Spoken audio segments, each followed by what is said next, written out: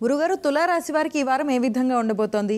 తులారాశి వారికి కేవలం రాహు మాత్రమే 6వ రాశిలో యోగిస్తున్నారు. శ్రద్ధతో పనిచేస్తే పనుల్లో విజయం ఉంటుంది. భయం లేకుండా జాగ్రత్తగా పనులు ప్రారంభించండి. ప్రధాన కార్యక్రమాల్లో ధైర్యం అవసరం. మీ ధర్మం మిమ్మల్ని కాపాడుతుంది. గతానుభవంతో నిర్ణయాలు తీసుకొని వాటిని అమలు చేయండి. కాలాన్ని అనవసరమైన విషయాలకు వెచ్చించకుండా సద్వినియోగం చేసుకోండి. అధిక శాతం శాంతంగా ఉండండి. అడుగడుగునా విఘ్నాలుంటాయి. సమయస్ఫూర్తిని ప్రదర్శించండి. ఏ పని ఒంటరిగా చేయవద్దు.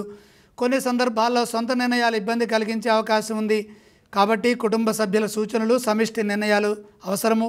గ్రహదోషం అధికంగా ఉన్న సందర్భంలో ప్రతి అడుగు ఆచితూచి వేయాలి.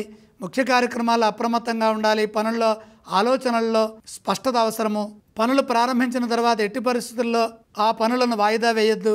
సహనంతో వ్యవహరించి కార్యాలను సాధించండి. ఆర్థిక నష్టం కలగకుండా ధనాన్ని పొదుపుగా జాగ్రత్తగా ఉపయోగించండి. రుణ సమస్యలకు అవకాశం కల్పించవద్దు.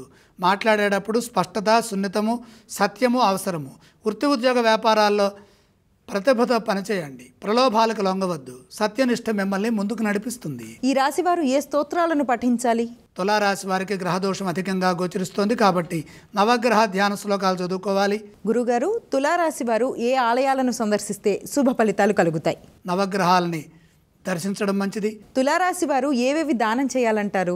నవధాన్యము నవగ్రహ పాదాల దగ్గర ఉంచి ఆదిత్యాయ చ సోమాయ అనే శ్లోకాన్ని చదువుకుంటూ 3 ప్రదక్షిణాలు చేసి నమస్కారం చేయండి.